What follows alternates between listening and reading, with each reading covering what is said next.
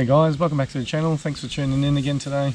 Today we're just going to take a look at one of my scopes. I'll do a little review on that today instead of doing a rifle. So I'll get into with what the scope is and all the specifications and everything that I know about it. A little bit of research that I've done before I bought it and just try and remember what they are. But yeah, anyway, we'll get into it. So what it is a Zerotech Vengeance. 5 to 25 by 56. Now, for those who don't know what that is, and I suppose everyone watching these videos probably has an idea, but I'll explain it anyway. So what the 5 to 25 is, that's your zoom.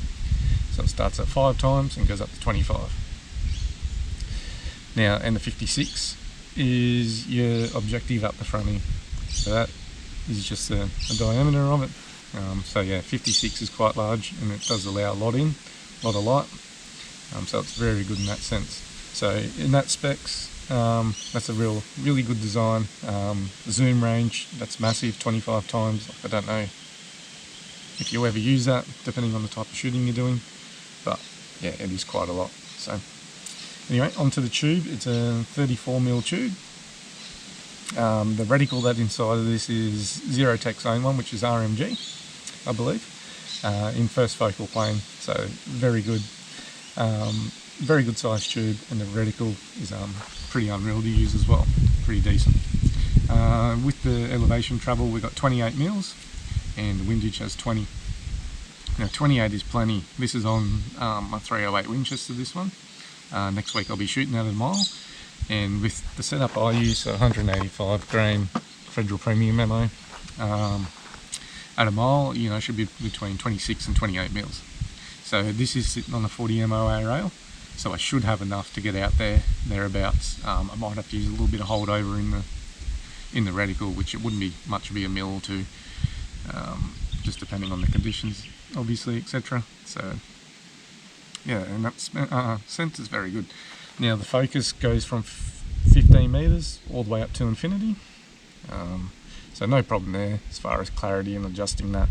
It does go down quite low too, for like if this was mounted on a rimfire 22 rifle or something like that. So you've got all that there too. It does have a zero stop inside of it. Very handy.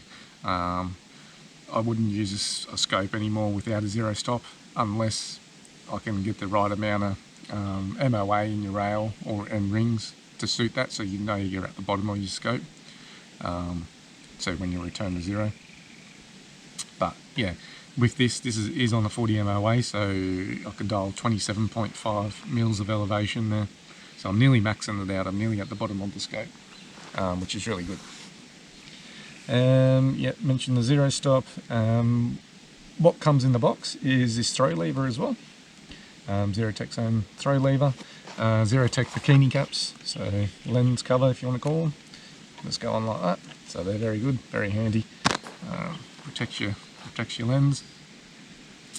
Now this cost me $7.99 Australian, brand new dollars there. So in comparison to what I have used and bought previously, I'll compare this to the Vortex Strike Eagle, which isn't really a fair comparison anyway, because you know the Strike Eagle's $1,200 here Australian, give or take, depending where you buy it, if you're buying special, whatever. But yeah, if you're comparing it, I'd compare it to this. And because I've owned a couple of those the Strike Eagles. Now the glass on this is a lot better in my opinion. It's a lot more clearer. The tracking's better. But I mean, I didn't really have a problem with the Strike Eagle tracking, but I just feel like this one's a bit more precise. So yeah, that side of it's really good too. Now with the Strike Eagle, it does have a rev stop, which is similar to a zero stop, but that takes away a lot of your internal travel. So I don't like that aspect of the Strike Eagle at all, because you want, depending on the type of shooting, I guess it might worry some people, but the type of shooting I do, I need much travel in when I'm dialing as possible. And I can't remember the specs of the Strike Eagle internally, but I don't think it's 28 mils, it might be 26 or something. But yeah, don't hold me to that, I can't remember. But overall guys, this is a very good scope for its price. as far as any type of shooting, hunting, long range, PRS, you could use this scope. For my type of shooting, which is long range, it's perfect. And for the price point, you're not going to get any better than that from what I can find on the net and see. So that's just my opinion and my experience with it. But what I'll do is I'll do some shooting here today. It is very wet. We have had a ton of rain, so I can't really get down the back to put the target cam up, so I'll put it here on the tripod and spotting scope and try and get the best picture I can. I'll just do some hits at 500, then move down the back to 1000. I do have the flash, the Hornady flash indicator down there, so hopefully it's still turned on, it's all good, so we might be able to see the flash through the spotting scope. So anyway, we'll get into that, and then I'll just wrap up what I've final thoughts on this scope, and yeah, that will be it. Right, so I've got 8 rounds loaded up. I'll just do a few hits at the 500 metres, and then I'll go down to the 1000. So yeah, idea of this video is just about the scope, it's not really about the shooting, but we'll see if we can get some hits and go from there. Right. Yeah. Alright, so 500 metres with this rifle and the ammo I'm using. It's asking for 3.2 mils at 500 metres. Right.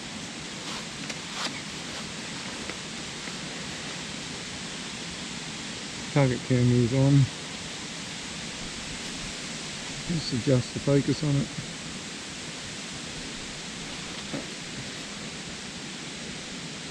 Alright, so 500 metres. This is a 12-inch plate.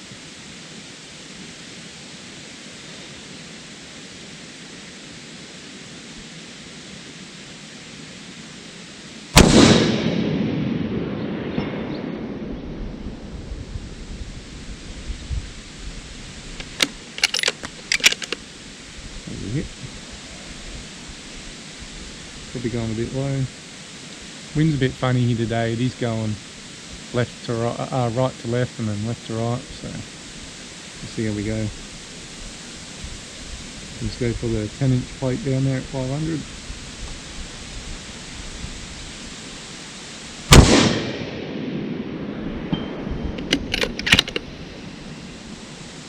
Eight-inch.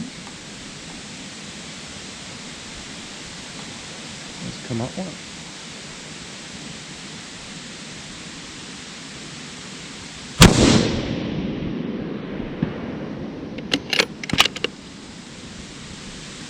Six-inch.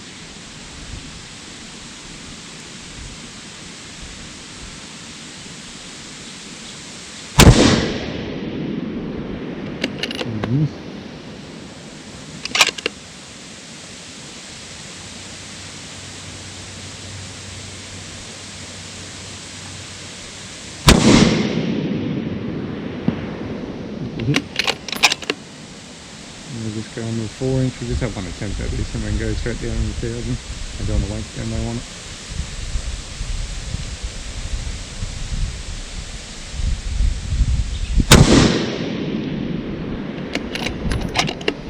Right, now we go down to the 1000. Let's move this across because there's a hole in my way. Right, so I dialed at 10.5 mils for 1,000 metres. So that's 10. We've got 10.8, 10.7. See what this wind's doing. I'll hold left edge, see where this goes.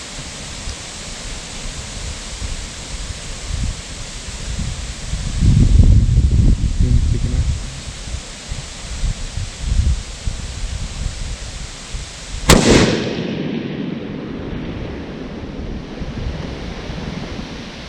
That's a hit.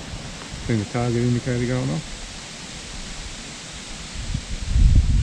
I think that was dead centre of the chest.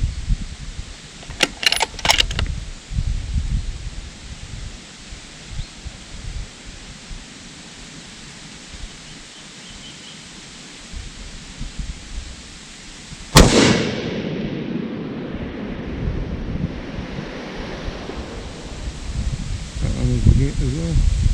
I think that was left edge. Load a couple more up.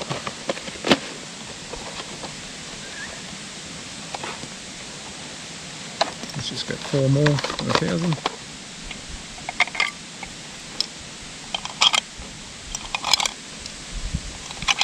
So yeah, obviously this scope tracks really well, guys.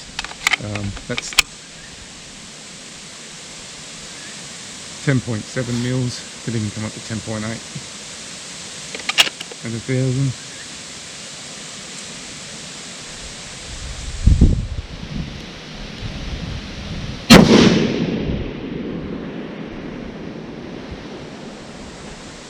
Hit.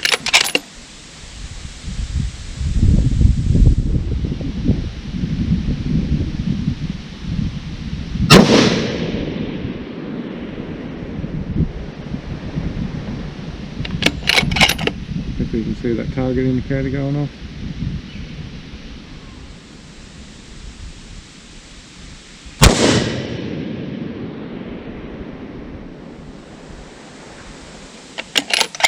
Missed that one. Didn't see where it landed. The wind's picking up.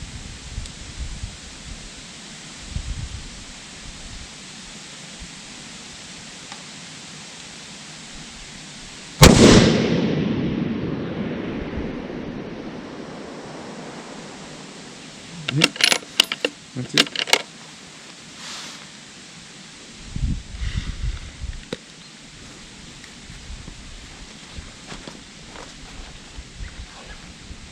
Alright, so had a few hits down there. Hit all of them set to 4" at 500, but as I said, this video is more about the scope, not about the shooting. So, but clarity, guys, no issue there. It's just a bit hard to see how this is all set up, this range, especially at 1,000 impact. These aren't on 100% IPSC, but yeah, it's still difficult to see your impact down there just because of the lighting on the target, and then the 308 round at that distance, you know, it is hard. So, but yeah, as far as tracking, dialing at, you know, even 500 was spot on. Probably going a little bit low, but that's just probably due to the temperature. Like it's probably only 14-15 degrees here at the moment, but yeah, and then down to the 1,000. 10.7 I think I was at, and just come up to 10.8. So tracked beautifully there with the data I had. So, you know, and you could use holdover in that, save dialing, but the way I shoot is just dial my elevation and then holding for wind, especially at those distances. So but yeah, anyway, I'll get into my final thoughts on it, guys. Now, Zerotech is an Australian owned based company. I do speak to a bloke by the name of Ben that works there. I think he's pretty high up there, like may own it or have a higher part in it there. And he's a very genuine guy from what I've found out about that as well. Very honest, always helpful. So yeah, that's customer service wise, you have no issue with Zerotech. Now, I do believe this one, probably all the Vengeance, and even a few of the others are probably made in China or Philippines or somewhere like that. But they do have like your high-end models too, so they start up, you know, nearly at your budget range, I guess you could call it, and then go all the way up to your premium scopes. So they just did release a new high-end one, Japanese made, etc. Haven't had used one, but I dare say they'd be very good scopes, and for the price point as well. You probably can get much better. But as far as this scope goes, for anyone looking for a budget scope that's going to outperform any type of shooting they're going to do, that's just going off my opinion. Yeah, price point, glass clarity and quality, always tracking. Look, you probably can't go past one of these scopes. As mentioned, $7.99 Australian dollars, might vary depending where you are or where you get it from. But yeah, and great warranty, and comes with, you know, extras as well. So what more could you ask for? And a price scope that's reasonably priced with a zero stop. You just can't really find that these days, and Zerotech has managed to do that and done a very good job of it too. So anyway, I'll wrap it up, guys. thanks for tuning in again. Hope you enjoyed this one. It was something a little bit different. It was good doing it, so I might do more of these on my other scopes and accessories and what I use, etc. So yeah, stay tuned for that, and we'll catch you next time.